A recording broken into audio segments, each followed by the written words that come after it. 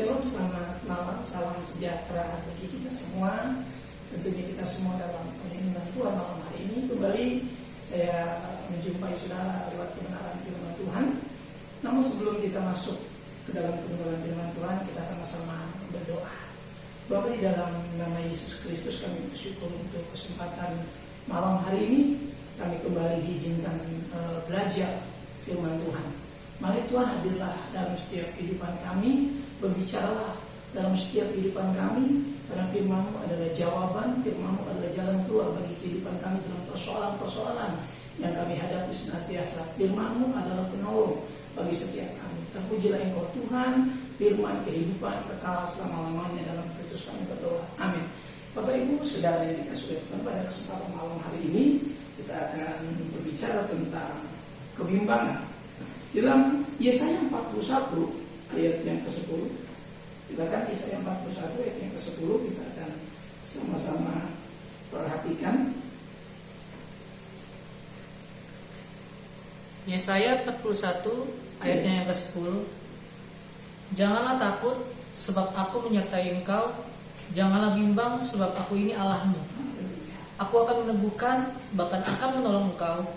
Aku akan memegang engkau dengan tangan kananku yang membawa kemenangan. Haleluya. Puji nama Tuhan. Pada kesempatan malam hari ini kita coba belajar kebenaran firman Tuhan di dalam hari-hari terakhir ini, di mana pada jelang kedatangan Tuhan banyak timbul hal-hal yang membuat manusia menjadi takut, cemas, dan bimbang.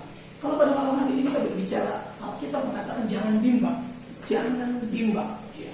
Kita menemukan di ayat yang ke-10 Yesaya 41 mengenai topik kita malam hari ini mengenai jangan bimbang. Jangan takut sebab aku menyertai engkau. Jangan bimbang sebab aku ini Allahmu. Aku akan meneguhkan, bahkan akan menolong engkau.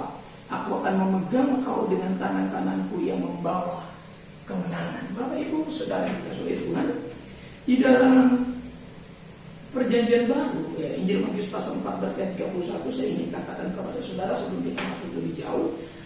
Di dalam ayat yang ke-31 Injil Matius pasal 14 berkata begini, segera Yesus mengulurkan tangannya, memegang Petrus, ya, dan berkata, hai orang yang kurang percaya, mengapa engkau bimbang? Perhatikan, orang yang kurang percaya bimbang. Hari-hari terakhir ini ketika setiap kita, saya dan saudara mulai dihinggapi rasa bimbang, perhatikan hidup percaya kita. Dalam Matius 21 ayat yang ke-21, Yesus menjawab mereka. Matius 21 ayat 21, Yesus menjawab mereka, aku berkata kepadamu, sesungguhnya jika kamu percaya dan tidak bimbang, perhatikan, kamu bukan saja akan dapat berbuat apa yang kuperbuat dengan pohon ara itu, tetapi juga jika kamu berkata kepada gunung ini, perhatikan, beranjaklah dan tercampaklah ke dalam laut, hal itu akan terjadi. Percaya dan tidak bimbang adalah dua hal yang seringkali ini terjadi. Dimulai dari krisis kepercayaan, lalu mulai terjadi kebimbangan, tidak lagi mempercayai perkataan firman Tuhan. Persoalan kita orang percaya selalu melulu soal firman Tuhan. Apa-apa yang terjadi dengan kita orang percaya pasti dimulai dengan masalah kepercayaan kita. Yakin tidak kita akan firman yang kita percaya, yakin tidak kita akan iman yang kita punya. Ketika saya dan saudara menjadi bimbang, sudah dipastikan percaya kita perlu dipertanyakan, percaya kita perlu dipersoalkan. Ya, ayat yang ke-10 tadi Yesaya 41 ayat pembacaan kita, janganlah takut sebab aku menyertai engkau. Ya, orang yang kurang percaya pasti tadi saya katakan cenderung menjadi bimbang, takut dan kurang percaya itu memang menjadi persoalan. Ya, takut ini karena tidak yakin, ya. Takut ini karena tidak yakin, ya, bahwa Tuhan ada dan menyertai. Ketika kita mulai tidak yakin dan tidak percaya bahwa Allah menyertai, padahal Tuhan sudah berfirman, ya, aku menyertai kamu sampai kesudahan alam. Itu sebelum Yesus tinggalkan murid-murid, Dan ini menjadi pesan bagi kita semua, dan ini menjadi ingatan kita. Tapi yang terjadi adalah saya dan saudara seringkali menjadi kurang percaya, ya, kurang meyakini. Lalu kita mulai menjadi takut dan kurang percaya. Ini perlu kita perhatikan, karena kita kurang meyakini penyertaan Tuhan. Karena kita kurang yakin bahwa Allah betul-betul Allah yang real menyertai. Bimbang, ya. Pada situasi ini, ya kalau kita lihat kata bimbang, ya, pada situasi ini orang tidak bisa memutuskan biasanya mau mempercayai Tuhan atau melihat apa yang sedang terjadi. Mau percaya Tuhan tapi kok situasi seperti ini, ya. Mau percaya Tuhan kok saya masih seperti ini, saya belum sembuh, saya juga mungkin belum merasa seperti yang dijanjikan firman Tuhan. Ya, padahal yang seringkali salah adalah cara kita mencerna firman Tuhan dalam banyak aspek, baik berkat, baik kelimpahan, baik apapun itu. Seringkali kita salah menginterpretasikan.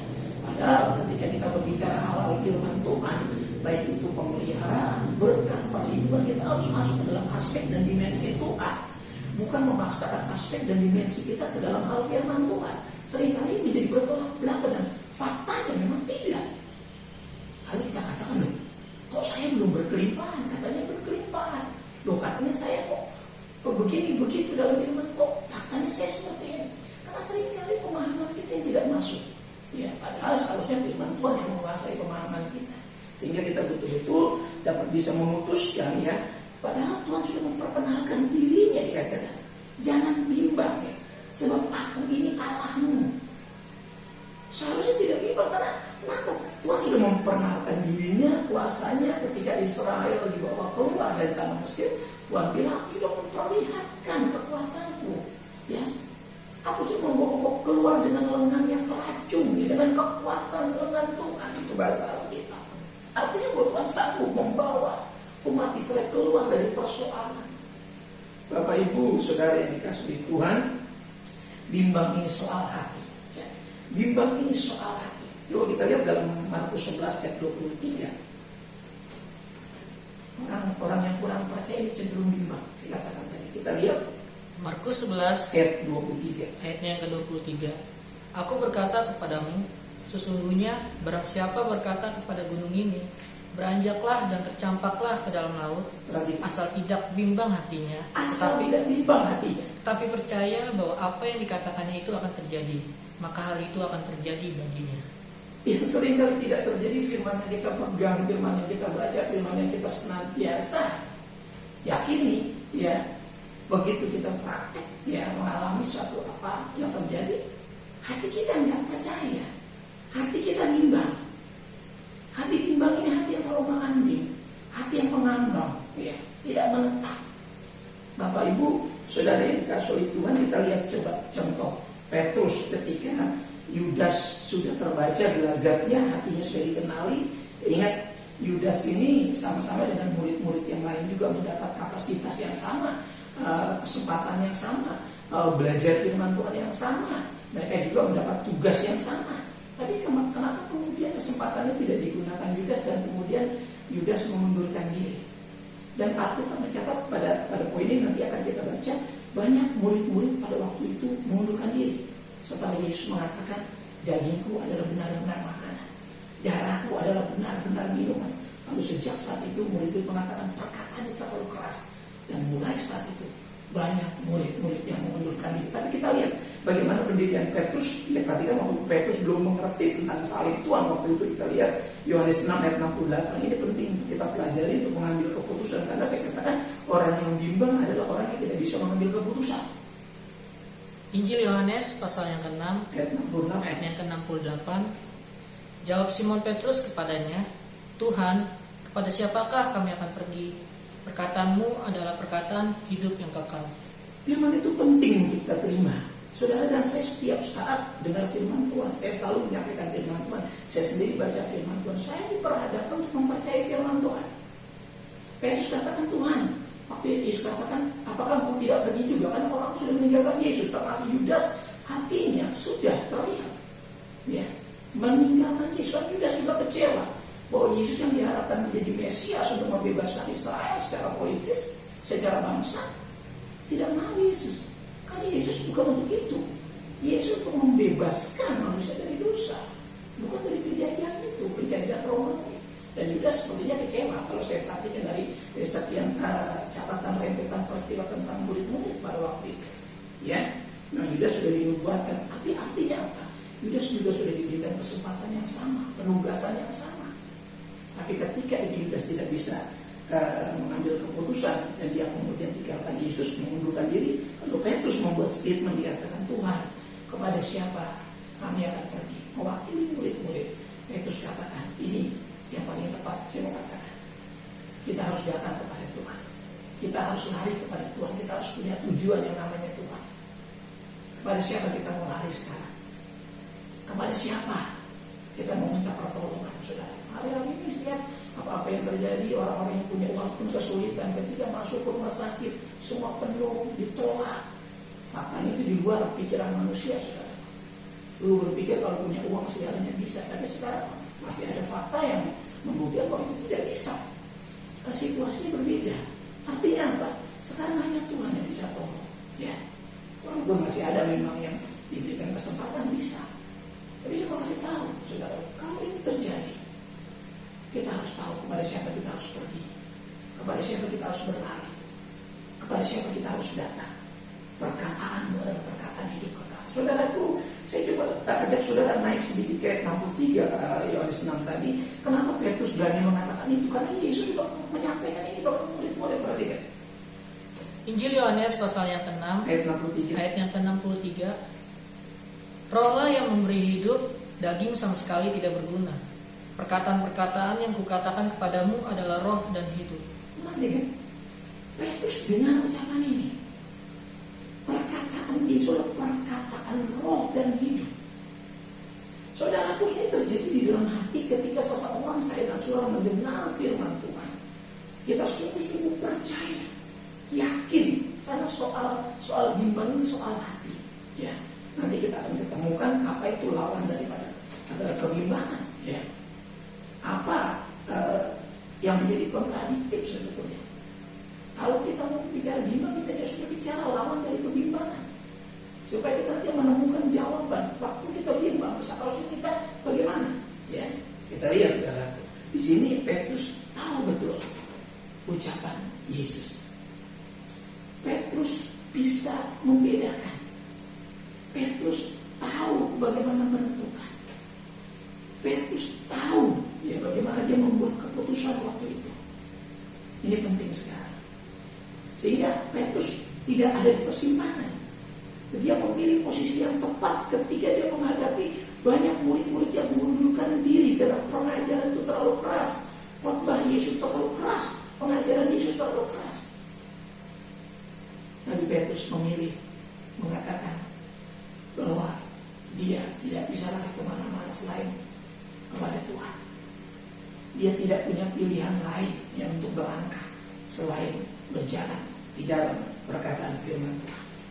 Karena perkataanmu adalah perkataan hidup, perkataan roh yang memberi hidup. Itu firman Allah. Saudaraku yang dikasihi Tuhan, Petrus sungguh-sungguh yakin perkataan Yesus, melakukan apa yang diyakini dari perkataan Tuhan ini penting. Yang membuat kita tidak bimbang adalah ketika kita meyakini firman Tuhan dan melakukan firman Tuhan. Dan yang membuat kita takut dan bimbang adalah kita tidak mau melakukan firman Tuhan. Kita tidak mau meyakini firman Tuhan. Kita mau memilih jalan kita sendiri. Kita bilang kita percaya Tuhan. Yesus katakan orang yang percaya kepadaku mengasihiku dan melakukan firman. Jadi percaya, mengasihi dan melakukan 3 hal yang tidak bisa dipisah. Kalau kita bilang kita cinta Tuhan, kita lakukan. Kalau kita mencintai pasangan kita, pasti kita melakukan untuk pasangan kita, kekasih kita, istri, suami, ya, anak-anak kita. Kita pasti lakukan karena kita mengasihi. Saudara, kalau kita mengasihi Tuhan, kita harus melakukan apa yang Tuhan mau. Ini yang membuat kita kemudian tidak bimbang. Saya percaya kalau hari ini ada yang bimbang, saudara cuma butuh satu kata, percaya kepada Tuhan. Ya, kata percaya ini penting, saudara. Yang kemudian kita lihat ketika kita tidak bimbang, saudara, Ini yang harus kita pegang ya. Nah, posisi, keadaan, situasi, ya, kondisi yang tidak bimbang ini yang sangat perlu untuk kehidupan kita di dalam hari-hari belakangan ini, saudara. Yesaya 26 ayat yang ketiga kita lihat. Yesaya 26 ayat yang ketiga. Yang hatinya teguh kau jagai dengan damai sejahtera, sebab kepadamu lah ia percaya. Perhatikan, lawan daripada kebimbangan adalah keteguhan hati. Karena bimbang tadi soal hati. Dikatakan kalau hatinya tidak bimbang, ya dia berkata begini jadi. Karena Tuhan bekerja di dalam hati yang percaya. Perhatikan, kenapa saya dan saudara berdoa nggak terjadi apa-apa? Kenapa sudah didoakan kok nggak terjadi apa-apa? Karena hatinya nggak percaya, hatinya bimbang. Ya, nanti kita akan ketemukan di bagian yang terakhir. Saudara, orang yang hatinya teguh ini dijagai. Jadi tugas kita adalah mempercayai Tuhan, lalu Tuhan akan mengontrol hati kita. Kestabilan hati kita akan dijaga oleh roh damai sejahtera. Karena damai sejahtera itu roh. Itu kerja kuasa daripada Roh Kudus. Saudaraku, yang membuat orang menjadi tenang di tengah situasi seperti ini adalah damai sejahtera. Orang yang hari-hari dipanik, kalut, takut, entah bagaimana. Sampai kemudian kita tidak bisa lagi mempercayai Tuhan, melakukan firman Tuhan, gak lagi taat. Hanya karena soal ketakutan dan kebimbangan. Padahal itu berisiko buat keselamatan kita. Ya, gimana soal ketakutan? Hanya soal kebimbangan kalau kita nggak lagi melakukan firman Tuhan. Tapi orang-orang yang teguh, ya di tengah situasi seperti ini, dia akan tetap tidak bimbang, dia akan tetap terus percaya, dia akan tetap dijaga oleh damai sejahtera Tuhan. Ya, masalah seperti ini dia tidak akan terpengaruh, dia akan tetap percaya, dia akan tetap lakukan kehendak Tuhan, lakukan firman Tuhan, lakukan perintah Tuhan sampai dia kembali kepada Tuhan. Ya, sampai dia menutup mata, dia tidak akan disetiakan orang yang teguh, dijagai dengan damai sejahtera Tuhan. Wah, menjadi orang yang dijaga dengan damai sejahtera ini orang istimewa, saudara. Jadilah orang yang seperti ini. Ya, jangan sampai hari-hari ini saudara tidak merasa damai sejahtera hanya karena kekurangan, hanya karena ketakutan kekurangan. Ya, takut mungkin nggak punya ini, takut nggak punya itu, takut begini begitu. Lalu kita kehilangan damai sejahtera. Saya bilang sama Tuhan, hidup saya cuma sehari lepas sehari, saudara. Bayangin, saya orang yang cuma dari dulu percaya sama Tuhan saja. Karena saya tidak punya andalan apa-apa dari anak-anak masih kecil sampai anak-anak sudah besar sekarang. Saya lihat sebelah sama Tuhan, nggak mungkin Tuhan tinggalkan saya. Masa Tuhan setengah jalan memberkati saya, nggak mungkin. Cuma saya bilang kalau Tuhan nggak tolong saya, lalu siapa yang mau tolong saya?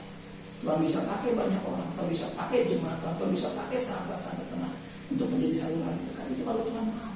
Bahkan Tuhan bisa menggerakkan harta bangsa-bangsa di kata kita. Itu yang saya percaya sampai hari ini. 20 tahun lebih saya melayani Tuhan. Ya, banyak hal yang saya alami tentang Tuhan. Kalau saya mau bagi sama saudara, mungkin saya orang yang paling takut di antara saudara. Ya, kalau saya mau takut, tapi saya tidak memilih untuk takut. Karena saya tahu sampai hari ini saya dipelihara Tuhan. Ya, bukan kuat, bukan gagah, tapi oleh karena Roh Kudus Tuhan itu yang menjaga damai sejahtera di hati saya. Bayangin saudara, bagaimana caranya saya bisa bertahan hidup sampai detik ini kalau bukan karena Tuhan. Ya. Saudara-saudara diberkati Tuhan, saya percaya. Sehingga saudara betul-betul tidak bimbang. Ya, saudara betul-betul dijaga damai sejahtera. Kalau ada di antara saudara yang tidak damai sejahtera, pasti ada sesuatu yang salah dalam diri saya dan saudara. Ada sesuatu ketidakbenaran dalam diri kita. Ya, karena di mana ada kebenaran, di situ timbul damai sejahtera, saudara. Perhatikan. Jadi ketika sudah tidak ada damai sejahtera, pasti ada yang tidak benar. Karena kebenaran menimbulkan damai sejahtera kata firman Allah. Jadi yang hatinya teguh ini yang dijaga. Ya, kalau yang bimbang itu keputusan. Ya, memilih bimbang sehingga tidak merasakan bahwa Tuhan yang jaga. Tapi orang yang teguh hatinya dijaga. Karena orang itu yang memilih mempercayai Tuhan seperti Petrus. Ya, saudara, tapi dikasih di Tuhan perkataan Tuhan, perkataan hidup yang memberikan motivasi kepada kita. Nah, belajar mempercayai Tuhan dalam setiap apa yang diucapkan firman Tuhan. Belajar mempercayai Tuhan apa yang setiap diucapkan Yesus lewat firman Tuhan. Ini menjadi sumber keteguhan hati saya dan saudara. Hati saya dan saudara. Saudaraku, penting sekali di bagian terakhir ini menjadi orang yang tidak bimbang, menjadi orang yang punya keteguhan hati di hari-hari terakhir ini. Jangan sampai saya katakan hanya karena persoalan seperti ini yang saat ini sedang kita hadapi, ya. Lalu kita menjadi tergolong orang-orang yang sudah dimasukkan ke dalam orang-orang bimbang, orang-orang yang nggak tahu mau kemana. Saudara, saya dan saudara punya tujuan yang jelas. Ya, Yerusalem yang baru. Kalau saat ini kita masih ada, jadikan hidup saya dan saudara kesaksian. Ya, peragakan hidup yang tidak takut, peragakan hidup yang percaya firman Tuhan. Jangan peragakan hidup yang tidak taat kepada firman Tuhan, karena itu hanya akan mempermalukan nama Tuhan. Ya, saya ingin berbagi kekuatan ini kepada saudara. Ya, saya percaya saudara, Yesus itu hidup dan berkuasa. Dia yang sudah memilih saya, menetapkan saya. Ya, apapun yang terjadi terhadap saya sampai hari ini, saya mau katakan kepada saudara, Tuhan Yesus yang saya sembah itu sanggup melakukan apa yang tidak pernah timbul dalam pikiran saya. Saudaraku, bagian yang terakhir kita melihat dalam Yakobus pasal 1 ayat yang ke-6. Ya, jadi firman Allah ini sumber keteguhan hati. Saudara yang dengar firman Tuhan malam hari ini, kalau masih takut juga, masih bimbang juga, masih tidak taat kepada firman Allah, itu keputusan saya dan saudara. Tapi saya sudah mengatakan ini kepada kita semua, supaya keadaan kita menjadi damai, tenang, sejahtera walaupun di tengah gelombang seperti ini. Yakobus 1 ayat 6b, silakan. Yakobus 1 ayatnya yang ke-6. Dan sama sekali jangan bimbang, sebab orang yang bimbang sama dengan gelombang laut yang diombang-ambingkan kian kemari oleh angin. Perhatikan, Yakobus ini seorang tokoh ya Alkitab yang saya katakan dijuluki si dengkul onta, ya, rasul yang sangat menggemari berdoa. Dan dia katakan orang yang bimbang ini seperti gelombang laut yang diombang-ambing angin, yang ditiup angin. Saya bisa bayangkan gelombang laut itu tidak menetap. Tapi orang-orang yang teguh hati itu tetap dia konstan, ya. Dia nggak berubah-berubah, hari ini setia, besok enggak, hari ini taat, besok enggak, bukan seperti itu. Itu tidak termasuk, ya, tidak termasuk orang yang teguh. Itu termasuk orang yang seperti gelombang laut. Yakobus, orang seperti ini berdoa nggak dapat apa-apa, kata Yakobus. Nggak dapat apa-apa. Doanya nggak dapat apa-apa. Karena berdoa itu harus teguh, berdoa itu harus yakin. Ya, orang yang bimbang itu tidak mendapat apa-apa. Kita lihat ayat 7, silakan. Ayatnya yang ke-7, orang yang demikian janganlah mengira bahwa ia akan menerima sesuatu dari Tuhan. Berarti kan, saudara dan saya kalau mengambil posisi bimbang, gak dapat apa-apa. Yang kita dapat apa sih? Yang pertama dari hidup kita, ya, jujur saya mengatakan, kebahagiaan, kedamaian, sejahtera. Itu yang paling diingin manusia. Yang kedua, ketiga, keempat, itu yang hari-hari kita lihat, saudara. Itu yang hari-hari kita takuti, ya. Tapi orang nggak pernah punya rasa takut kehilangan damai sejahtera. Orang sekali takut kehilangan uang, takut kehilangan kesehatan, takut kehilangan nyawa, ya, takut kehilangan harta, kehilangan jabatan, kehilangan kepercayaan, kehilangan pekerjaan, ya kan? Tapi nggak pernah kepikir bahwa orang itu kehilangan kesempatan damai sejahtera, ya. Kehilangan seperti nggak pernah terpikir. Bapak Ibu sudah dikasihkan, saya berharap kita semua tentu tidak dalam kondisi yang seperti ayat ini. Orang yang membimbang, ya, jangan mengira bahwa mereka akan mendapat sesuatu dari Tuhan. Dari Tuhan loh, bukan dari manusia. Pasti yang dari Tuhan itu yang pertama itu Tuhan mau kasih kita itu damai sejahtera dari iman yang teguh, dari hati yang teguh. Ya, saya selalu katakan berulang-ulang, jangan sampai kita kekristenan ini nggak menyentuh hal yang esensi. Ya, kalau kita cuma kejar hal-hal yang fana, yang sifatnya habis untuk pemakaian, kita nggak sampai ke dalam esensi yang saya ajarkan. Karena yang saya ajarkan selalu menyentuh hal yang esensi. Ya, apa artinya kita dapat semua ini kalau kita binasa? Apa artinya kita umur panjang lalu kita binasa? Ya, apa artinya saudaraku, saudara berhasil, sukses, punya gaji besar, punya pendapatan, punya istri, punya suami, punya anaknya ganteng dan cantik-cantik, punya prestasi kerja yang bagus, tapi binasa. Pada akhirnya binasa. Padahal awalnya kita tergolong orang yang mengikut Tuhan, yang disebut orang Kristen. Banyak yang dipanggil, sedikit yang dipilih dalam pelajaran yang lalu. Jadilah orang-orang yang dipanggil, ditetapkan, diselamatkan, dipilih untuk diselamatkan. Yang terakhir ayat yang ke-8. Yakobus 1 ayat yang ke-8, sebab orang yang mendua hati tidak akan tenang dalam hidupnya. Orang bimbang disebut orang yang mendua hati. Separuh, 50% percaya Tuhan, 50% percaya yang lain. Ya. Ya. Takut Tuhan juga, takut kehilangan. Takut kehilangan ini, kehilangan, takut berkurang ini, berkurang itu. Jangan, saudara. Allah, saudara, saya sanggup memenuhi segala keinginan saya dan saudara di dalam Yesus Kristus. Di dalam Yesus Kristus, dikatakan sekali lagi, hidupnya tidak akan mendapatkan ketenangan.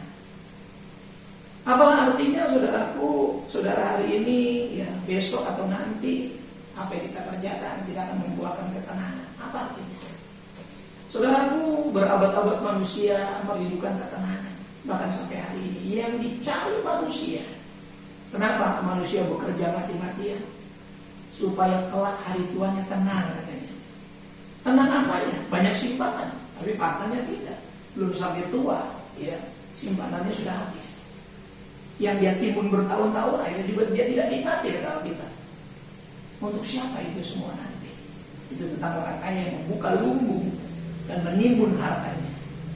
Jadi kata, hei jiwaku, padamu ada banyak harta. Tapi Alkitab mengatakan dia tidak tahu pada malam hari nyawanya diambil. Untuk siapa semua itu? Saudaraku, saya ingin mengajarkan kita semua hidup itu yang real secara rohani, percaya Tuhan yang sungguh-sungguh, jangan setengah-setengah, ya. Jangan kita pada akhirnya menjadi orang yang ditolak karena kita setengah-setengah percaya, setengah-setengah yakin, setengah-setengah melakukan firman Tuhan, setengah-setengah sejahtera. Sejahteranya setengah, damainya separuh. Jangan. Saudaraku, kita rindu menjadi orang yang pertama sekali merasakan damai sejahtera Tuhan. Dan yang kedua, kita akan merasakan bagaimana Tuhan menyertai hidup kita. Jangan bimbang, tetap percaya Tuhan. Doa saya menyertai saudara, mulai hidup percaya. Dan jangan takut lagi. Takutlah kepada Tuhan. Takutlah kepada Allah. Ya. Karena Dia patut kita sembah. Yesus Kristus Tuhan namanya. Itu Allah kita yang hidup. Yang sudah mati, bangkit, hidup dan berkuasa. Dan menyertai kita sampai selama-lamanya. Kita tunduk kepada Bapa dalam nama Yesus. Hamba-Mu sudah menyampaikan apa yang Kau tahu dalam hati Hamba-Mu, bahwa Engkau sungguh-sungguh hidup, menyertai kami, meyakinkan iman kami, bahwa Engkau meneguhkan hati kami, menjagai kami dengan damai sejahtera. Sehingga ketika ketakutan coba ditebarkan oleh si jahat, Roh Kudus cepat menolong kami. Sehingga kami terluput dari ketakutan yang membuat kami menjadi kerdil dalam mempercayai Tuhan. Terima kasih, firman-Mu hidup dan berkuasa. Lebih tajam daripada pedang bermata dua manapun yang menusuk amat dalam. Terima kasih Tuhan, sampai ke dalam dasar hati kami. Terima kasih, jangan biarkan kami dalam kebimbangan hari-hari terakhir ini. Jangan biarkan umat-Mu dalam kebimbangan hari-hari terakhir ini. Berikan hati yang teguh dan jaga ini dengan damai sejahtera. Dalam Kristus, Hamba ini berdoa dan mengucapkan syukur. Haleluya. Amin. Bapak Ibu Saudara yang dikasihi oleh Tuhan, pada kesempatan malam hari ini, terima kasih buat doa-doa saudara sehingga saya tetap konsisten, saya tetap kuat, sehat, rohani jasmani, sehingga saya terus bisa merenungkan firman Tuhan dan membagikannya kepada saudara. Pesan saya tetap tenang, tetap jaga kesehatan, tetap beribadah di rumah masing-masing, baik hari Minggu jangan lupakan, hari Rabu jangan lupakan, dan tetap saling mendoakan. Tetap terapkan protokol di rumah kita masing-masing, di kesibukan aktivitas kita yang masih ada aktivitas di luar, tetap terapkan protokol kesehatan. Terima kasih untuk kebersamaan sampai hari ini, dan kiranya Tuhan senantiasa menghiburkan kita dengan pemeliharaannya. Kita sama-sama tunduk kepada Allah, dan kita akan kembali dalam aktivitas kita di kehidupan kita malam hari ini. Bapak, kami bersyukur buat intimitas yang terbangun dan dengan firman Tuhan, dengan tubuh Kristus, umat ketebusan Tuhan di rumah masing-masing. Tuhan, malam hari ini Hamba-Mu sudah mengunjungi mereka lewat lawatan firman Tuhan. Kami tahu Roh Kudus bekerja dalam setiap hati yang sungguh-sungguh memperhatikan firman ini, merenungkan dan mempelajarinya kembali, kemudian siap untuk melakukannya. Agar kami menjadi pribadi-pribadi yang dipermuliakan oleh Tuhan, karena kami sungguh-sungguh mempercayai Tuhan. Kami tidak separuh hati dalam menaruh harap kami kepada Tuhan. Sehingga malam hari ini ada yang lemah, di dalam nama Yesus yang kau dikuatkan. Dalam proses penyembuhan, dalam isolasi mandiri oleh karena paparan COVID pada malam hari, dalam nama Yesus, Roh Tuhan lebih besar daripada apa. Dan semua kuasa tunduk dalam nama Yesus. Dan dalam proses penyembuhan Tuhan sembuhkan dalam nama Yesus. Dan dalam kekurangan Tuhan juga cukupkan buka jalan, buka berkat. Dan dalam ikatan-ikatan juga Tuhan lepaskan, sehingga hari-hari ke depan mereka boleh bebas merdeka dalam melayani hadirat Tuhan, di dalam mendengarkan firman Tuhan. Bapak berkati umatmu, jagai dengan damai sejahtera, tutup bungkus pribadi maupun rumah tangga, berikan keharmonisan dan bercinta kasih dalam hidup nikah setiap rumah tangga, berkati para suami, para istri, janda juga single parent, para lansia, orang tua kami semua Tuhan berkati, para balita kita juga Tuhan berkati sistem imun kami semua. Vaksinasi yang sudah dijalankan, juga yang masih akan menjalankan yang kedua, Tuhan berkati, kesehatan semua hingga imunisasi, vaksinasi ini memberikan imun dalam diri kami, bermanfaat bagi tubuh kami, dan selebihnya dalam Roh Kudus yang menjaga kami. Tuhan tolong yang belum menjalankan vaksinasi juga Tuhan berikan kesiapan semua, mereka boleh tunduk taat kepada pemerintah, dan selebihnya Roh Kudus yang akan menolong memampukan kami berkati pemerintah bangsa negeri kami dalam proses penanganan COVID ini Tuhan. Dalam persoalan-persoalan yang ada di bangsa ini kami serahkan. Organisasi kami juga kami serahkan ke dalam tangan Tuhan. Gereja di mana kami ada juga pengurusan yang ada kami serahkan ke dalam campur tangan Tuhan. Terima kasih. Selebihnya Tuhan kami serahkan seluruh umatmu, jemaatmu yang masih beraktivitas di luar, kumpulkan di rumah masing-masing untuk masuk dalam malam ini, melewati malam ini, pimpin sampai esok hari, berikan umur yang panjang, badan yang sehat, dan kekuatan yang baru senantiasa dengan berkat-berkat yang Tuhan sudah siapkan. Dan persembahan-persembahan yang dikumpulkan di rumah tangga masing-masing, seberapapun yang kami berikan untuk menopang pekerjaanmu di hari-hari belakangan ini, kiranya boleh bermanfaat, boleh berguna bagi kemuliaan nama Tuhan. Terpujilah Engkau Tuhan kekal selama-lamanya. Kami bersyukur buat persekutuan malam hari. Sidang jemaat yang dikasihi oleh Tuhan, buka kedua belah telapak tanganmu, arahkan hatimu kepada berkat Tuhan. Turunlah kiranya anugerah damai sejahtera dari Bapa kita yang di surga, kasih sayang cinta dari pengantar yang hidup dari Tuhan Yesus Kristus, persekutuan keintiman penyertaan Roh Kudus yang menyertai saya, menyertai saudaraku sekalian yang mulai malam hari ini sampai fajar Maranatha Tuhan menjemput kita di awan-awan yang permai. Dalam berkat nama Tuhan Yesus Kristus, kita yang menerima berkat Tuhan sama-sama katakan